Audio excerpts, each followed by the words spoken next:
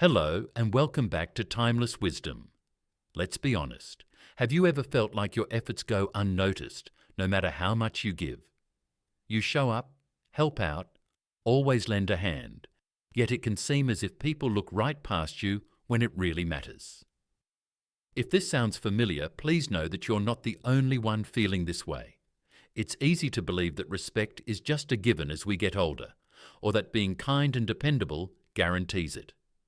But life doesn't always work that way.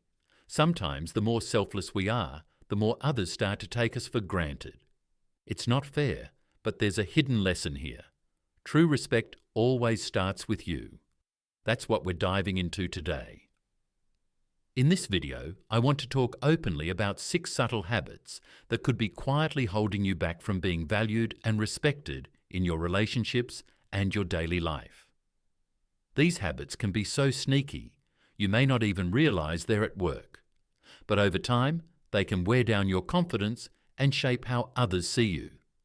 The best part? You have the power to change all of this.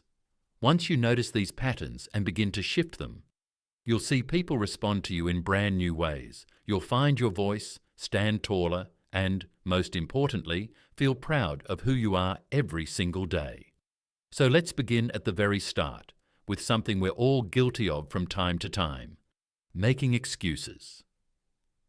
No shame, just honest reflection and a chance to grow together.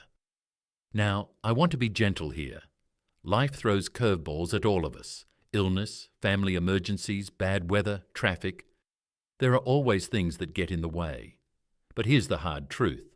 No one respects a person who's always got a reason for why they didn't follow through. The world doesn't reward excuses. It rewards results. And that's not about being perfect. It's about being accountable. I remember a time in my life when I was constantly running late. I'd always have what I thought were good reasons. Unexpected phone calls, slow elevators, the usual. But what I didn't see back then was how people around me were slowly losing faith in me. Friends started inviting me less. My grown kids stopped asking for my help with things, and at first I didn't get it. I thought I was just unlucky or misunderstood, but really I had become unreliable in their eyes, and that hurts to admit. What I eventually realized is that every time I made an excuse, I was saying, "This wasn't my fault," which sounds like a defense, but really it's just a way of stepping back from responsibility. And people can sense that. It's not about whether the excuse is true, it's about whether you own your actions. And I'll tell you something else. When I started doing the opposite, when I showed up and said, "I messed up, I'm sorry I was late, I'll plan better next time," the tone shifted. People appreciated the honesty, they forgave faster, and they started to see me as someone who wasn't perfect, but who could be trusted. That's what respect is built on. Not perfection, but reliability. It's okay to fall short sometimes, but don't pass the blame. Take the wheel of your own life again. Now, there's another habit that goes hand in hand with excuses, and that's laziness. And before you think, "That doesn't apply to me, I'm always doing something," let me say this. Laziness isn't always about lying on the couch. Sometimes laziness shows up as mental drifting. Avoiding the harder conversation, brushing off tasks that challenge us, procrastinating on things we know would make our lives better. I used to think that slowing down after retirement was something I earned, and it is in many ways. But there's a difference between resting and disengaging from life. Laziness can sneak in when we stop challenging ourselves, when we say, "I'm too old to change," or "It's not worth the effort." What we're really saying is, "I don't believe in myself anymore." And that right there is what drains respect, not just from others, but from ourselves. I remember working on a small project with a group of neighbours, repainting an old community sign. Everyone was pitching in, and I showed up thinking I could just hold the ladder or pass brushes around. But one of the ladies looked at me and said, "Don't sell yourself short. We could use your hands on this." It shook me. Not because it was harsh, but because it reminded me I'd started to accept a smaller version of myself. I'd stop trying, not because I couldn't, but because I'd convinced myself it didn't matter. But it does matter. People notice when you give your best, and they also notice when you don't. There's a quiet power in effort. It says, I care. I'm still growing. I take pride in what I do. And that's something people deeply respect, especially as we get older. It's not about chasing goals or proving anything. It's about showing that your spirit is still awake and active, that you haven't given up on life or on yourself. If you've been feeling like you've lost a bit of your spark, ask yourself, when was the last time I challenged myself, really challenged myself? Not with something grand or impressive, but with something meaningful. Maybe it's learning a new recipe, fixing something around the house, writing that letter you've been putting off. It could be as simple as going for a walk, even when you don't feel like it. Every small act of effort is a declaration of worth. And when others see that you still care, still push, still engage, they can't help but admire it. You inspire more than you realize just by showing up with intention. You become the kind of person people look to, not because you talk the loudest or have all the answers, but because you lead by example. Respect isn't loud. It doesn't demand attention. It walks quietly with steady steps and a clear head. And it starts the moment you stop waiting for people to respect you and start respecting yourself. Enough to let go of what's weighing you down. Now that we've touched on how excuses and laziness silently erode the respect we receive, it's time to look at something else, something most of us overlook, but it shapes how the world sees us before we even open our mouths. It's how we present ourselves, and I'm not just talking about fashion or grooming. I'm talking about the message we send the world before we even say a word. You see, I used to think that caring too much about appearance was shallow. I figured if people couldn't accept me in my comfortable clothes and worn-out sneakers, well, that was their problem. But over time, I started to notice something. When I didn't put in the effort, when I looked like I just rolled out of bed and wandered through the day, people didn't seem to take me seriously. It wasn't that they were mean or judgmental. It's just that I wasn't showing up like someone who respected himself. And if I didn't show that, how could I expect anyone else to? There's a difference between looking fancy and looking intentional. You don't need expensive clothes or a fresh haircut every week. You just need to care. Clean, well-fitting clothes, a neat appearance, holding yourself with confidence. These little things speak volumes. They say, I'm still here. I value myself, and I value your time enough to show up fully. I remember one afternoon at a local community meeting. I was wearing a clean pressed shirt for once. Nothing special, just something I hadn't thrown on from the laundry basket. A woman sitting next to me struck up a conversation. Later, she admitted that she hadn't expected much when I'd first come to the meetings in sweatpants and a baseball cap. But something shifted in her when I started dressing like I cared. And funny enough, I started to care more too. My ideas were taken more seriously, people made room for my voice, and that wasn't about vanity. It was about the respect that grows when you walk in looking like you mean business. How we carry ourselves on the outside often reflects how we feel on the inside. So if your reflection has been telling you lately that you've let things slide, maybe it's time to take a gentle look inward, not with shame, but with honesty. Ask yourself, do I like how I'm showing up in the world? And if the answer is no, the good news is you can start shifting that today, with one small decision at a time. Now, there's another area where respect is either built or broken, and it has to do with the invisible lines we draw between ourselves and others. I'm talking about boundaries, and I'll be honest with you, this one took me a long time to understand. I grew up believing that being available, involved, and always there was what made you a good friend or a good parent. But somewhere along the way, I crossed into overstepping. I offered advice when no one asked, I checked in a little too often, I assumed people wanted my input because my intentions were good. What I didn't realize was that I was smothering people, especially the people I loved. I confused closeness with control. I thought, if I don't say something, they might get hurt. If I don't remind them, they'll forget. If I don't check in, they'll feel neglected. But the truth was, they needed space. They needed to handle things their own way, and my constant involvement didn't feel like love. It felt like pressure. One of the hardest moments came when a close friend of mine gently told me she needed distance. I was shocked. I thought I was being helpful. But what I saw as caring, she experienced as crossing a line. That conversation stayed with me for a long time.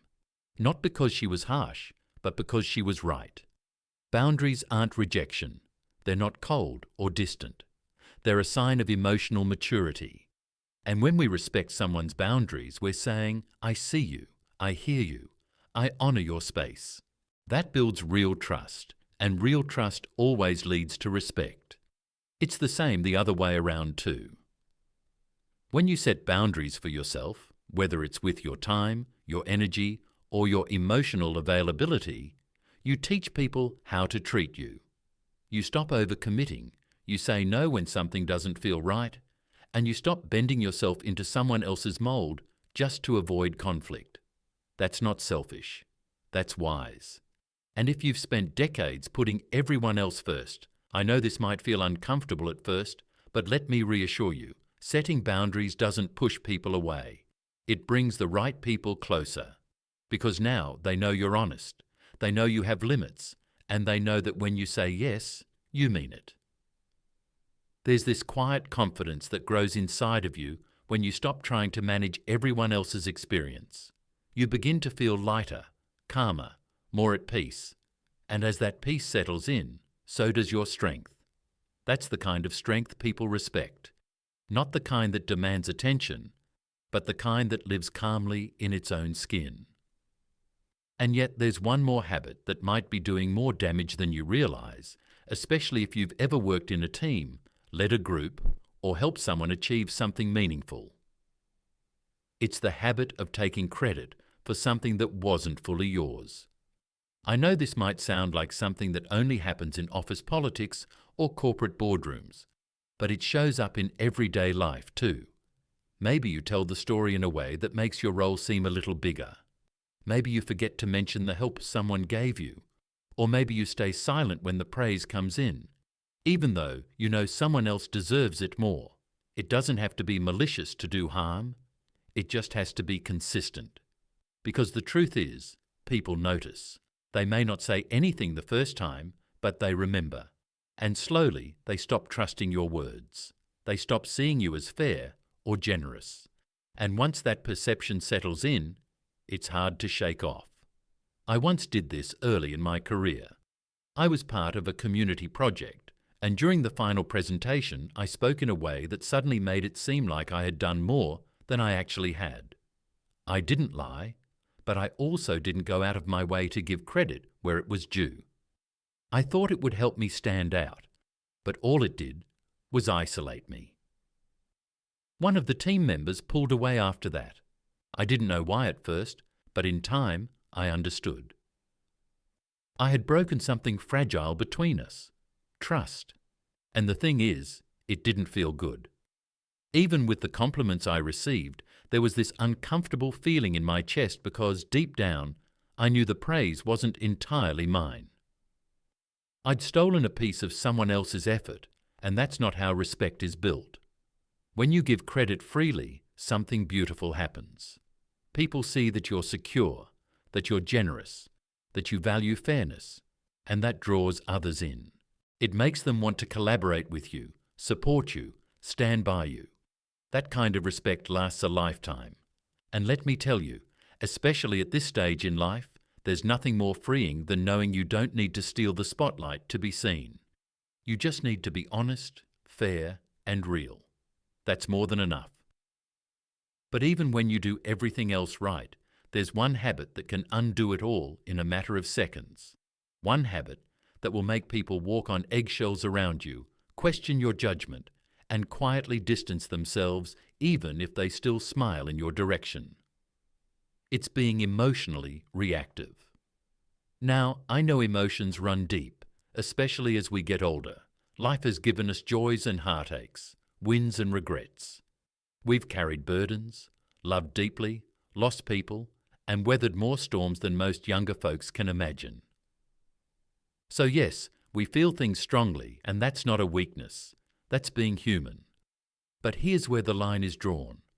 When those feelings start controlling our actions, when we lash out, shut down, get defensive, or spiral into anger or sadness so quickly that it unsettles those around us, that's when respect begins to slip away.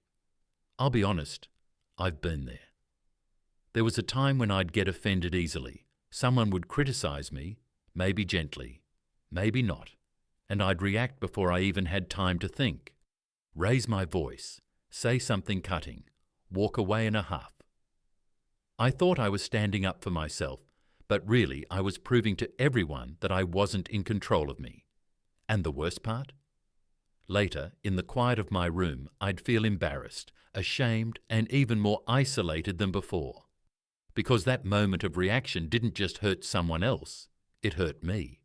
It pushed away the connection I truly wanted. It chipped away at how people saw me, not because they didn't care about me, but because they couldn't trust me, at least not emotionally. Here's something I've learned over the years. You may not always be able to control what happens around you, but you can always control how you respond. That space between what happens and how you react, that's your power, that's your strength. When you take a breath instead of barking back, when you pause and listen before defending yourself, when you walk away, not to escape, but to protect your peace, you're sending a message to everyone around you, a quiet, powerful message. I am in charge of me. And let me tell you, people respect that deeply. You don't need to be cold or emotionless. That's not what this is about. It's about being grounded, being centered. When someone sees you staying calm under pressure, hearing criticism without falling apart, or handling conflict without drama, they see strength. Not the kind of strength that's loud or forceful, but the kind that comes from having done the inner work, from knowing who you are and refusing to let every little thing knock you off balance. There was a moment with my granddaughter not too long ago. She was upset with me, something about a comment I made, a boundary I unknowingly crossed. In the past, I might have gotten defensive or tried to explain myself right away, but this time I just listened. I breathed and I said, I hear you. I didn't mean to hurt you, but I see that I did. I'll do better. She softened immediately, the energy shifted, and later she told me that simple response made her feel more understood than a dozen arguments would have. That's the beauty of emotional maturity. It doesn't seek to win, it seeks to understand. And from that place, relationships heal, respect grows, and you, my friend, become someone people trust, not just with their thoughts, but with their hearts. So, as we bring all of this together, let's take a moment to reflect. Maybe some of these habits have crept into your life. Maybe you've noticed yourself making a few too many excuses lately, or maybe you've let laziness creep in, not out of choice, but because life just started to feel heavier. Maybe you've downplayed your appearance, crossed someone's boundaries without realizing it, taken more credit than you should have, or let your emotions get the best of you once too often. If any of this feels uncomfortably familiar, I want you to know this. It doesn't make you bad, it makes you human. But now that you see it, you get to choose what comes next. Respect isn't built in a day, but it begins the moment you decide to reclaim your integrity, the moment you say, I want to walk through the world with clarity, intention, and dignity. Not to impress anyone, not to prove anything, but because you know you deserve to live with self-respect. And once you do, the world starts to mirror that back to you. People treat you differently because you treat yourself differently. They listen more closely, lean in more attentively, and trust more deeply, because now they see you not just as someone older, but as someone wiser, as someone worth looking up to. That's the gift of letting go of the habits that no longer serve you. You don't just gain respect, you gain peace, you gain strength, and you step into a version of yourself that perhaps you always knew was in there, just waiting for permission to shine through. So I'll leave you with this. You don't have to be perfect, you don't have to be the loudest voice in the room. But if you live with honesty, effort, and grace, if you respect yourself enough to remove what weakens you and nurture what strengthens you, then the respect you've always deserved will find its way to you quietly, steadily, and fully. Because real respect begins within, and it's never too late to claim it. If you found value in this message, I'd love to hear from you. Please take a moment to share your thoughts, your personal experiences, or even the habit you're most ready to release in the comments below. At Timeless Wisdom, our community grows richer every time we open up and support one another. If you enjoyed this video, remember to give it a thumbs up and subscribe to Timeless Wisdom for more practical, empowering, and heartfelt discussions, rooted in real-life wisdom that only grows stronger as we age. Thank you for choosing to spend your time here with me. Here's to embracing strength, self-respect, and grace at every stage of life. You are worthy of all these things, now and always.